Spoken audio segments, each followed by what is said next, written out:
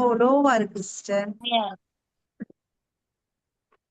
பிரியா, கொஞ்சம் உங்களோட முகத்தை இன்னும் கொஞ்சம் உயர்த்துங்க. உங்களோட மூக்கு மட்டும்தான் தெரியும். ஓகே. இப்ப கேக்குதா சிஸ்டர்? கேக்குது சிஸ்டர், கேக்குது. ஓகே. Praise God.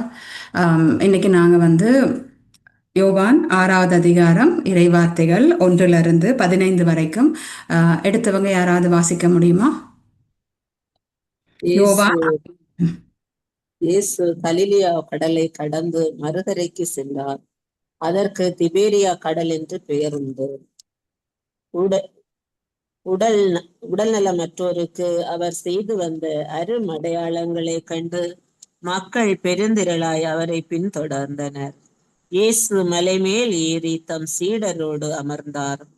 யூதருடைய பாஸ்கா விழா அண்மையில் நிகழ இருந்தது. இயேசு நிமிர்ந்து பார்த்து மக்கள் பெருந்திரளாய் அவரிடம் வருவதை கண்டு, இவர்கள் உண்பதற்கு நாம் எங்கிருந்து அப்பம் வாங்கலாம் என்று பிலிப்பிடம் கேட்டார். தாம் செய்ய போவதை அறிந்திருந்தும் அவரை சோதிப்பதற்காகவே இக்கேள்வியை கேட்டார். பிலிப்பு மறுமொழியாக, 200 தெனாரியத்திற்கு அப்பம் வாங்கினாலும் ஆளுக்கு ஒரு சிறுதுண்டும் கிடைக்காதே என்றார். அவருடைய சீடருள் ஒருவரும் சீமோன் பேதுருவின் சகோதரருமான அந்தெரியா, இங்கே சிறுவன் ஒருவன் இருக்கிறான், அவனிடம் 5 வார்கோதுமை அப்பங்களும் 2 மீன்களும் உள்ளன, ஆனால் இத்தனை பேருக்கு இவை எப்படி போதும் என்றார். இயேசு மக்களை அமர செய்யுங்கள் என்றார். அப்பகுதி முழுவதும் புல்தரையாய் இருந்தது. அமர்ந்திருந்த ஆண்களின் எண்ணிக்கை ஏறக்குறைய 5000. இயேசு அப்பங்களை எடுத்து கடவுளுக்கு நன்றி செலுத்தி அமர்ந்திருந்தோருக்கு கொடுத்தார். அவ்வாறே மீன்களையும் பகிர்ந்தளித்தார். அவர்களுக்கு வேண்டிய மட்டும் கிடைத்தது. அவர்கள் வயிறார உண்டபின் ஒன்றும் வீணாகாதபடி எஞ்சிய துண்டுகளை சேர்த்து வையுங்கள் என்று தம் சீடரிடம் கூறினார். மக்கள் உண்டபின் 5 வார்கோதுமை அப்பங்களிலிருந்து எஞ்சிய துண்டுகளை சேர்த்து சீடர்கள் 12 கூடைகளில் நிரப்பினார்கள். இயேசு செய்த இந்த அரும் அடையாளத்தை கண்ட மக்கள், உலகிற்கு வரவிருந்த இறை வாக்கினர் உண்மையில் இவரே என்றார்கள். அவர்கள் வந்து தம்மை பிடித்து கொண்டு போய் அரசராக்கப் போகிறார்கள் என்பதை உணர்ந்து இயேசு மீண்டும் தனியாய் மலைக்கு சென்றார். ஆமென். Praise God. ஹல்லேலூயா. அப்ப இந்த புதுமை வந்து ஆண்கள் மட்டுமே 5000 பேர் இருக்கக்கூடிய ஒரு இடத்துல நடந்த புதுமை. சிறுவர்களும் பெண்களையும் அவங்க இதுல கணக்குல எடுப்படையில, பட் ஆண்கள் மட்டுமே 5000 பேர் இருக்கிறாங்க அப்படின்ட்டு சொல்லுது. அப்ப இந்த ஒரு சில அப்பங்களையும் மீன்களையும் வைத்து இயேசு வந்து 5000 பேர், ஆண்கள் மட்டுமே 5000 பேர் இருக்கக்கூடிய ஒரு பெரிய ஒரு பல்லாயிரக்கணக்கான மக்கள் இருக்கக்கூடிய ஒரு பேருக்கு அவர் வந்து பகிர்ந்து கொடுக்கிறாரு. அப்ப இந்த மக்கள் வந்து இயேசுவின் பின்னால எதுக்காக வராங்க? அவங்க வந்து நோய்களுக்காகவும் அவர்களுடைய பிரச்சனைகள், பல்வேறு விதப்பட்ட பிரச்சனைகள் அவங்களுக்கு தீர வேணும் அப்படின்றதுக்காக இந்த மக்கள் வந்து இயேசுவின் பின்னால வராங்க. ஆனா இப்ப நாங்க இயேசு இறந்து 2026 ஆண்டுகள் கழித்து இப்ப நாங்க இதை வாசிக்கிறோம். அப்ப நாங்க இதை எப்படி வாசிக்கணும்? இயேசுவுக்காக நாங்க ஜஸ்ட் என்னுடைய தேவைகளுக்காக போகக்கூடிய மக்களாக நாங்க இருக்கிறோமா? அப்பா எனக்கு அதை தாங்க, இதை தாங்க, இதை தாங்க, அதை தாங்க, அதை பண்ணி கொடுங்க, இதை பண்ணி கொடுங்க, என்னுடைய பிள்ளைக்கு படிப்பை கொடுங்க, என்னுடைய கணவருக்கு நல்ல வேலையை கொடுங்க, எனக்கு நல்ல ஒரு ஒரு ஒரு ஹெல்த்தை கொடுங்க, ஒரு நல்ல தேக ஆரோக்கியத்தை கொடுங்க, நல்ல ஒரு வேலையை கொடுங்க, இல்லாட்டி எனக்கு இன்னும் அதிகமாக காசு கொடுங்க அப்படின்னு எங்களுடைய தேவைகளுக்காக நாங்கள் போகக்கூடிய மக்களாக இருக்கிறோமா? இயேசு அதுக்காக தான் எங்ககிட்ட இந்த நேரத்தில் இந்த கதையை வந்து எங்கள்கிட்ட சொல்லுறாரா? இயேசு எதுக்காக வந்தாரு? அவர் வாழ்வு தரக்கூடிய பத்தி ஒரு பாட்டு இருக்கு இல்லையா? நானோ வானிலிருந்து இறங்கி வந்த உயிருள்ள உணவு. அந்த பாட்டு உங்க எல்லாருக்குமே தெரியுமா இருக்கும் இல்லையா? யாராவது உண்டால் என்றுமே வாழ்வார், அழிந்து போகும் உணவுக்காக உழைத்திட வேண்டாம், ஆனால் அழிந்து போக முடியாத வாழ்வுக்காக உழைப்பீர்ன்னு இருக்குது இல்லையா? அந்த பாட்டு நம்ம எல்லாருக்கும் தெரியும்னு நினைக்கிறேன். அப்போ இயேசு வந்து வாழ்வு தரக்கூடிய அப்பத்தை வந்து இந்த இடத்துல வந்து எங்களோட பேச விரும்புகிறார், என்னோடையும் உங்களோடையும் பேச விரும்புகிறார். Bread of life. அதற்காக இயேசு அந்த இந்த மக்களிடத்திலே வந்தார். அந்த மக்கள் அந்த காலத்தில் அவங்களுக்கு இயேசுவை பத்தி தெரியாது. அவர்களுடைய வாழ்க்கையில இயேசு அவர்களுடைய வாழ்க்கையில வரும் பொழுது அவர் இந்த மாதிரி நல்ல செயல்கள்னால புதுமைகள் மூலமாக அந்த மக்களுக்கு அவர் உதவி செய்கிறார். ஆனா அந்த மக்கள் வந்து இயேசுவின் கைகளை அவங்க கவனித்தார்களே ஒழிய இயேசுடைய இதயத்தை கவனிக்கல. இயேசுவினால அவங்களுக்கு என்ன கொடுக்க முடியும் அப்படின்றத அவங்க பார்த்தாங்களே ஒழிய இயேசு என்ன சொல்ல வர்றார் அப்படின்றது அவங்களுக்கு தெரியல. அப்ப அவங்க என்னத்தை தேடுறாங்க? அவங்களுடைய வயிற்றுப்பசிக்கான ஒரு வயிற்றுப்பசி அவங்களுக்கு நிவர்த்தி செய்யக்கூடிய, அவர்களுடைய வறுமையை போக்கக்கூடிய, அவர்களுடைய நோயை போக்கக்கூடிய ஒரு தீர்க்கதரிசியை அவர்கள் தேடுறாங்க. அப்ப இப்பேற்பட்ட ஒரு 10,000 பேர் ஆண்கள் மட்டுமே 5,000 பேர் இருக்கக்கூடிய பேர் மத்தியில நானும் நீங்களும் இருக்கிறோமா? அதாவது இயேசுவிடத்திலிருந்து என்ன எங்களுக்கு பெற்றுக்கொள்ள முடியும்? அதற்காகவா நாங்க இருக்கிறோம்? ஆண்டவர் அப்ப இயேசுவுக்கு வந்து எங்களுடைய தேவைகள், எங்களுடைய பசியா இருக்கட்டும், எங்களுடைய தேவைகளாக இருக்கட்டும், எங்களுடைய உள்ளத்தின் ஏக்கங்கள் எல்லாம் அவர் தெரியாத ஒரு ஆண்டவராகவா இருக்கிறாரு. வார்த்தை என்ன சொல்லுது? அவர் வந்து எங்களுடைய பெருமூச்சுகளின் வாயிலாக எங்களுடைய தேவைகளை அறிந்து கொள்கிறார் இருக்குது. எங்களுடைய ஏக்கத்தின் வாயிலாக, எங்களுடைய ஏக்கங்களின் மூலமாக ஆண்டவர் வந்து எங்களுக்கு என்ன வேண்டும், என்னன்னா நாங்க யார் எங்களை உருவாக்கி இருக்கிறத நாங்க மறந்துடுறோம் இல்லையா? அப்ப நானும் நீங்களை வந்து கூட்டத்துல வந்து அந்த 5,000 பேருக்கும் அதிகமாக இருக்கக்கூடிய அந்த கூட்டத்துல இருக்கக்கூடிய ஒரு தொலைந்து போகக்கூடிய வந்து உணவுக்காக வந்து அந்த உணவை பெற்றுக்கொண்டோ, ஒரு சாதாரணமாக அந்த நேரத்துக்கு மட்டுமே நிலைத்து நிற்கக்கூடிய ஒரு ஆசீர்வாதத்தை பெற்றுக்கொண்டு போகக்கூடிய, மறைந்து போகக்கூடிய மக்களாகவா நாங்க இருக்கிறோம்? இல்ல.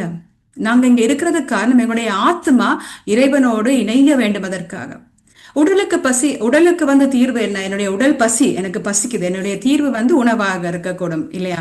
அப்ப என்னுடைய மன பிரச்சனைக்கு, எனக்கு மனசுல ஏதாவது ஒரு பிரச்சனை இருந்தா அதுக்கு என்ன ஒரு தீர்வு? அன்பாக இருக்கக்கூடும். அன்பு, மன்னிப்பு, அதெல்லாமே தூயாவின் கனிகளாக இருக்கக்கூடும். ஆனா என்னுடைய ஆத்மாவின் பசிக்கு தீர்வு யாராக இருப்பார்? இயேசு மட்டுமே என்னுடைய ஆத்மா பசிக்கு தீர்வாக அவர் இருக்கிறார் இல்லையா? ஆனா நாங்க வந்து எங்களுக்கு எவ்வளவு பணம், புகழ், அதிகாரம் அல்லது எங்களுக்கு எவ்வளவு எங்களை சுற்றி மக்கள் இருந்தாலும் கூட எங்களுக்குள்ள வந்து ஏதோ ஒரு வெற்றிடம் இருந்து கொண்டே இருக்கும் இல்லை? ஏதோ ஒரு குறை இருந்து கொண்டே இருக்கும். ஏதாவது எப்பயும் நம்ம எங்கள்கிட்ட இருக்கிறத பற்றி நாங்க யோசிக்கிறத விட எங்களிடத்துல என்ன இல்லை அதை குறித்தே நாங்க யோசிக்கக்கூடிய மக்களாக நாங்க இல்ல, ஒரு சிலர் இருக்கிறாங்க. அப்ப என்னிடத்துல அந்த வெற்றிடம் இருந்து கொண்டே இருக்கும். ஏதாவது ஒன்று குறையுதே, ஏதாவது ஒன்று குறைவுபடுதே, எனக்கிட்ட ஏதாவது ஒன்று குறைவுபடுதே அப்படின்ற ஒரு வெற்றிடம் இருக்கும். அப்ப அந்த வெற்றிடத்தை தற்காலிகமாக இந்த உலக காரியங்களினால, உலக பொருளால நான் வந்து மறைக்க முடியுமே தவிர அதை வந்து முழுவதுமாக நிரப்ப முடியாது. எனக்கு மிகவும் ரொம்ப பிடித்தமான ஒரு வார்த்தை இருக்கு சங்கீதத்துல. சங்கீதம் 42:1 உங்க எல்லாருக்கும் தெரியுமா இருக்கும். கலைமான்கள் நீரோடைகளுக்காக ஏங்கி தவிப்பது போல. ஒரு தாகமா இருக்கிற ஒரு மான், தாகமா இருக்கு அதுக்கு. அப்ப அந்த மான் வந்து அந்த கண்ணுல வந்து எங்க தண்ணி கண்ணுல அதுக்கு தெரியும் அப்படின்றது, அது தவித்து அது ஓடி ஓடி ஓடி அதை தேடிக்கொண்டிருக்கிறது போல என்னுடைய நெஞ்சம், என்னுடைய ஆன்மா உமக்காக ஏங்கி தவிக்குது. அந்த தாகத்தோட வந்து உண்மை தேடி கொண்டிருக்கு அப்படின்றது வந்து அந்த வார்த்தை சொல்லுது. என் நெஞ்சம் கடவுள் மீது, உயிருள்ள இறைவன் மீது தாகம் கொண்டுள்ளது. அப்ப இந்த தாகத்தை குறித்து தான் ஆண்டவர் வந்து இன்னைக்கு எங்க கூட பேச விரும்புகிறாரு.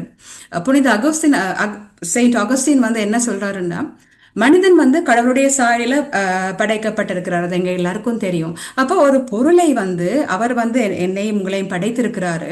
அப்போ ஒரு படைப்பாளிக்கு மட்டுமே அதனுடைய தன்மை தெரியும் இல்லையா? இப்ப எங்களுடைய பிள்ளைகளுக்கு வந்து ஒரு தாயா எங்களுடைய பிள்ளைகளை நாங்க நல்லாவே அறிந்திருக்கிறோம். அந்த பிள்ளை வந்து திரும்பும் பொழுதே நம்மளால சொல்ல முடியும், ஏதோ பிரச்சனையில தான் வந்திருக்கிறாங்க, ஏதோ ஒன்று இவங்களை டிஸ்டர்ப் பண்ணுது, இன்னைக்கு பேஸ் சரியா இல்லை அப்படின்னு வந்து நம்மளால அவங்கள இலகுவா கணிக்க முடியும். அதே நேரம் இன்னொருத்தங்களால அது கணிக்க முடியாது. கொஞ்சம் ஃபேஸ் டல்லா இருந்தாலும் கூட, கொஞ்சம் ஒரு மாதிரி இருந்தாலும் கூட, ஒரு சினுங்களோ ஏதோ ஒரு டல்லா இருக்கிறத குறித்து வச்சோ நம்மளால வந்து கண்டுபிடிக்க முடியும் இல்லையா?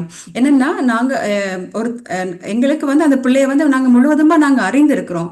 அதே போல வந்து கடவுள் வந்து என்னையும் உங்களையும் உருவாக்கி இருக்கிறாரு. அப்ப உருவாக்கியவருக்கு மட்டுமே எனக்கு என்ன தேவை, உங்களுக்கு என்ன தேவை என்று அவருக்கு அறிந்து கொள்ள முடியும் இல்லையா? அப்ப அதை நாங்க முழுவதுமாக நாங்க உள்வாங்கணும். அப்ப கடவுளுக்காக படைக்கப்பட்ட நான் என்னுடைய இதயத்தை நான் கடவுளை அடையும் வரைக்கும், கடவுளை நான் முழுவதுமாக தேடி கண்டடையும் வரைக்கும் என்னுடைய இதயம் வந்து அமைதி கொள்ளாது.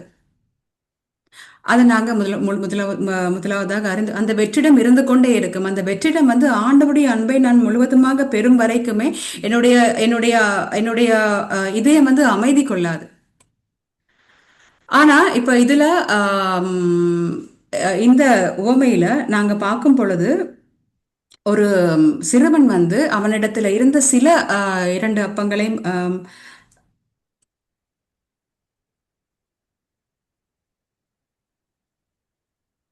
5 வாட்கோதுமை அப்பங்களையும் 2 மீன்களையும் வந்து அவர் வந்து மற்றவர்களுக்காக அந்த அந்த சிறுவன் வந்து அந்திரேயா போய் பார்த்து அவர் வந்து அந்த சிறுவனிடத்துல வந்து 5 வாட்கோதுமை அப்பங்களும் 2 மீன்களும் இருக்கிற மாதிரி அவர் வந்து அதை இயேசுவிடம் எடுத்து கொடுக்கிறாரு.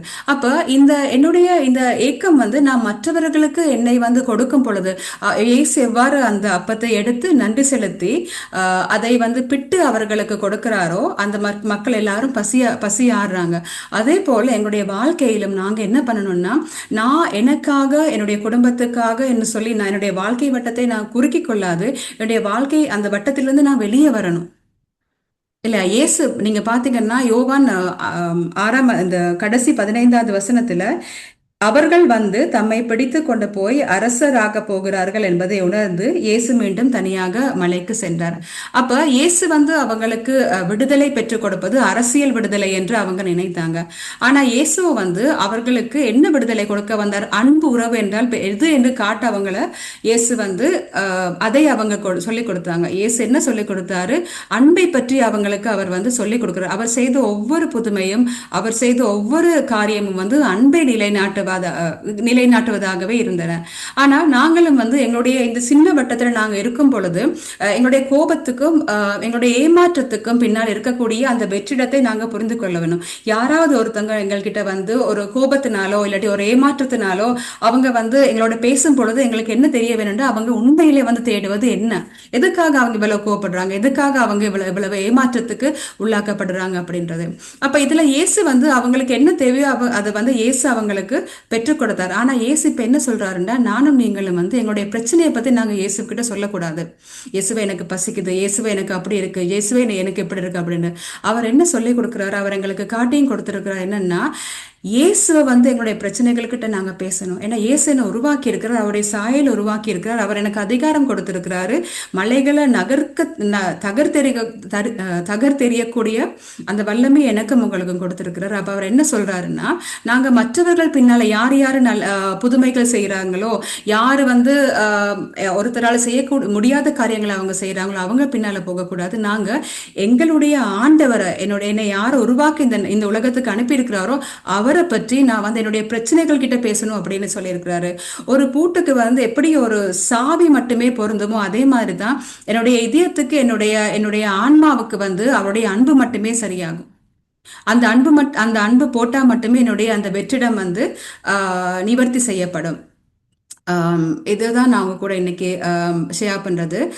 இன்னொன்னு நான் சொல்ல விரும்புறேன் என்னன்னா, யோவான் 3:16 என்ன சொல்லுதுன்னா, கடவுள் தம் ஒரே மகன் மீது நம்பிக்கை கொள்ளும் எவரும் அழியாமல் நிலைவாழ்வு பெற, அவர்கள் வந்து அழிந்து போகாத மாதிரி நிலைத்து நிற்கக்கூடிய அந்த நிலைவாழ்வை அவர் பெறும் பொருட்டு அந்த மகனையே அழிக்கும் அளவுக்கு கடவுள் வந்து உலகின் மீது அன்பு கூர்ந்தார் இல்லையா?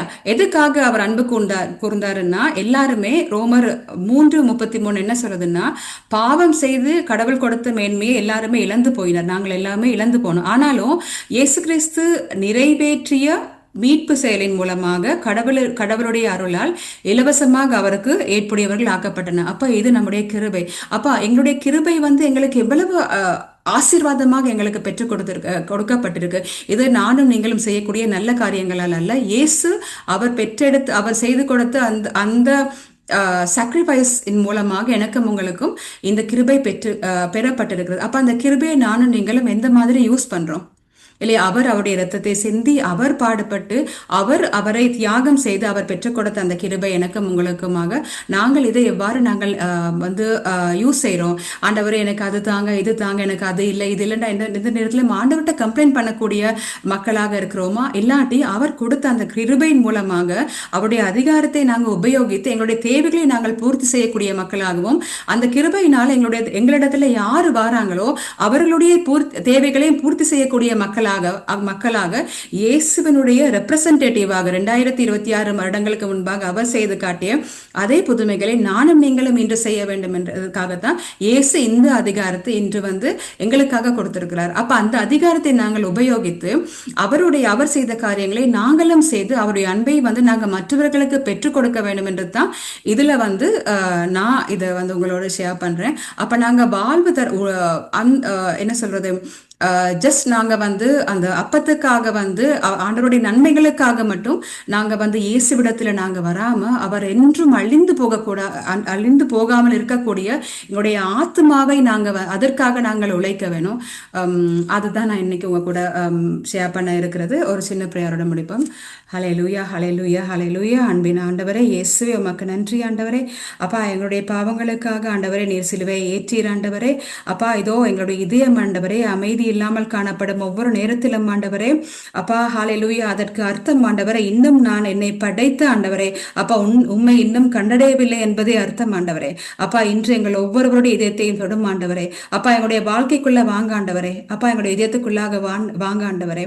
அப்பா உண்மை எங்களுடைய இரட்சகராக நாங்கள் ஏற்றுக்கொள்கிறோம் ஆண்டவரே. அப்பா எங்களுடைய ஆத்மாவை ஆண்டவரை ரட்சித்து ஆண்டவரே எங்கள் ஒவ்வொருவரையும் ஆண்டவரே உம்முடைய பிள்ளையாக நீர் விரும்புகின்ற பிள்ளைகளாக ஆண்டவரே அப்பா எந்த நேரத்திலும் ஆண்டவரே உம்மிடத்திலே எதை பெறுவோம் எதை கேட்போம் என்று ஆண்டவரே அப்பா உம்மிடத்திலே அப்பா வராமல் ஆண்டவரே ஹல்லேலூயா ஹல்லேலூயா ஹல்லேலூயா உமது கிருபையினால் உமது அன்பினால் ஆண்டவரே அப்பா இதோ எங்களுடைய உள்ளத்திலே ஊற்றப்பட்டு ஆண்டவரே அப்பா எங்களுடைய இதயத்தின் சிம்மாசனத்திலே அமர்ந்து ஆண்டவரே எங்கள் ஒவ்வொருவரையும் எங்களுடைய குடும்பங்களையும் வழிநடத்தும் ஆண்டவரே. அதற்கு தடையாக இருக்கிற எல்லாவற்றையும் இயேசுவின் நாமத்துல கடிந்து கட்டு அப்புறப்படுத்தும் ஆண்டவரே. அப்பா எங்களுடைய மேட்டுமைத்தனங்களை எல்லாம் ஆண்டவரே அப்பா உங்களுடைய நாமத்தினால் ஆண்டவரே அப்பா உடைக்கிறோம் ஆண்டவரே. ஹல்லேலூயா நன்றி நன்றி நன்றி ஹல்லேலூயா நன்றி ஆண்டவரே. இதோ ஹல்லேலூயா இயேசுவின் நாமத்துல ஆமென். Praise God. Praise Lord sisters. சகோதரி எடுத்த இந்த இறை செய்தியில ஏதாவது உங்களுக்கு டவுட் இருந்தா கேட்டு தெரியுது.